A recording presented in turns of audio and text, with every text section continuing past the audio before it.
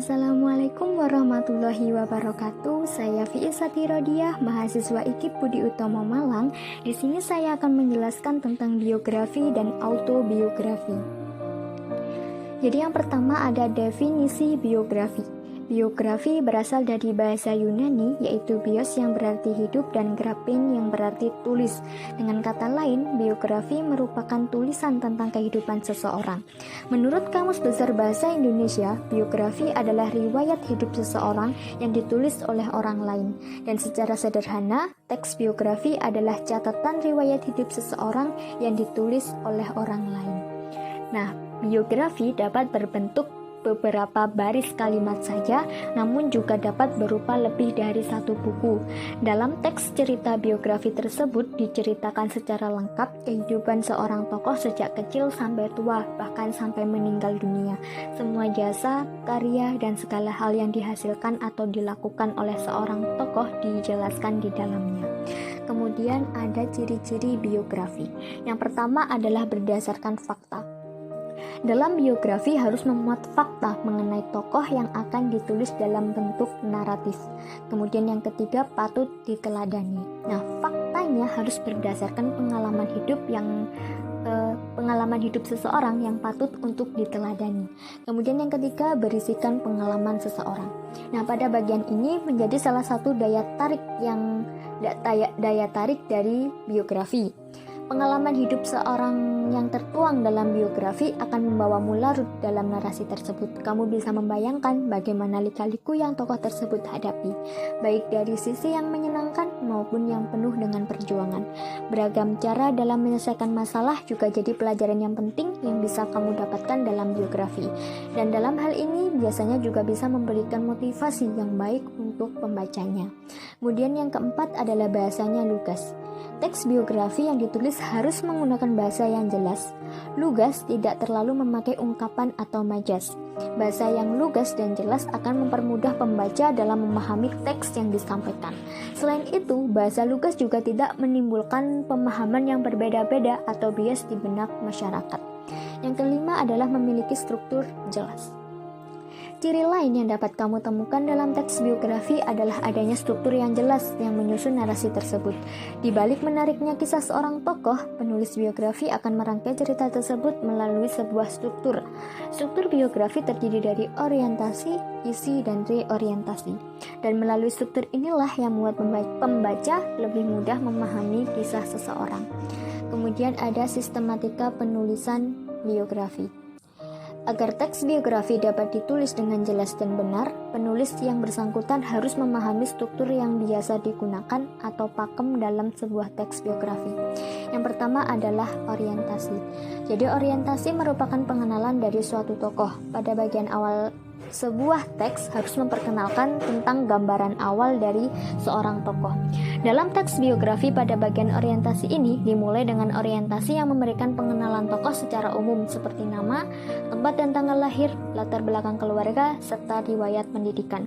Maka dari itu, orientasi awal sebaiknya dibuat dengan semenarik mungkin agar masyarakat tertarik untuk menyelami lebih lanjut terkait tokoh ini. Kemudian yang kedua adalah bagian isi atau peristiwa dan masalah. Nah, pada struktur teks biografi selanjutnya mengenai urutan struktur kehidupan tokoh yang akan ditulis.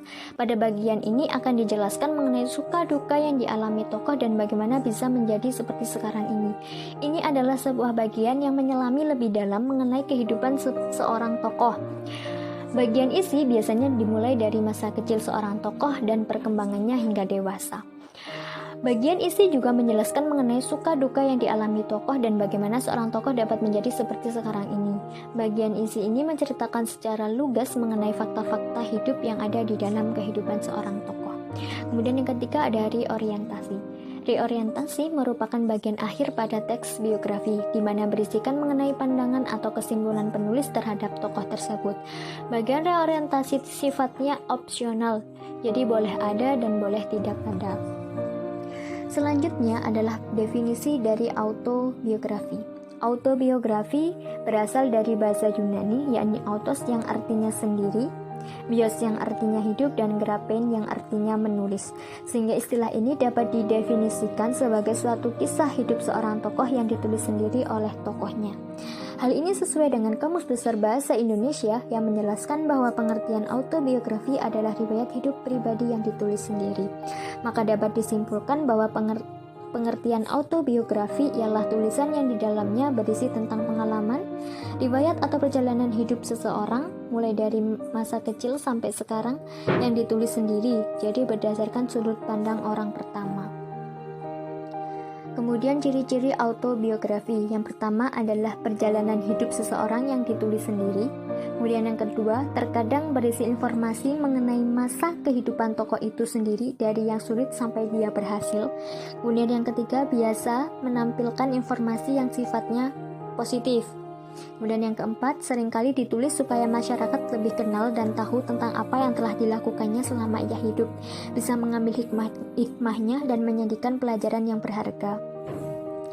Kemudian ada sistematika penulisan autobiografi. Jadi yang pertama adalah latar belakang keluarga.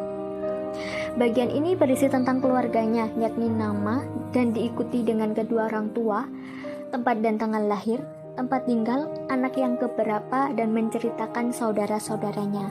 Kemudian yang kedua adalah latar belakang pendidikan. Bagian ini menceritakan tentang pendidikan yang telah dicapai sampai sekarang, berikut dengan tahun dan nama sekolahnya, dan diawali dengan paragraf baru. Kemudian yang ketiga adalah latar belakang prestasi. Pada bagian ini berisi tentang semua prestasi yang telah dicapai mulai dari kecil hingga sekarang. Yang keempat adalah latar belakang pekerjaan. Jika tokoh sudah bekerja, maka harus mencantumkannya. Namun jika masih pelajar, maka bagian ini bisa dihilangkan. Kemudian yang kelima adalah latar belakang hasil karya. Bagian ini khususnya bagi mereka yang sudah bekerja, dan untuk pelajar poin ini bisa dihilangkan. Kemudian di sini ada perbedaan antara biografi dan autobiografi. Jadi autobiografi merupakan suatu perjalanan hidup seseorang yang ditulis oleh orang itu sendiri atau dibantu dengan penulis lain yang dibuat menurut pengalaman atau ingatan tokoh itu sendiri. Sedangkan biografi ditulis oleh orang lain. Dan yang kedua, autobiografi seringkali berisi informasi tentang masa kehidupan tokoh itu sendiri dari yang sulit sampai mencapai keberhasilan. Sedangkan subjek biografi adalah tokoh terkenal dengan banyak jasa, karya, ataupun pemikiran yang bermanfaat untuk orang lain.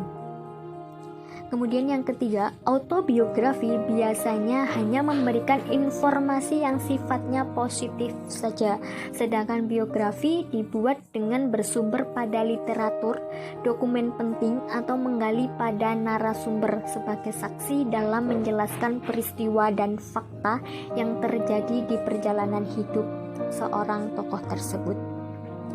Keempat, autobiografi biasanya dibuat untuk mengenalkan atau memberitahu masyarakat mengenai apa yang telah dilakukannya selama ia hidup, menjadikannya dapat diambil hikmahnya, pelajarannya yang berharga yang ada di dalamnya. Sedangkan biografi seringkali berisikan informasi yang di dalamnya ada hikmah, motivasi, dan sejarah penting yang bisa dijadikan tauladan untuk orang yang membacanya. Terima kasih.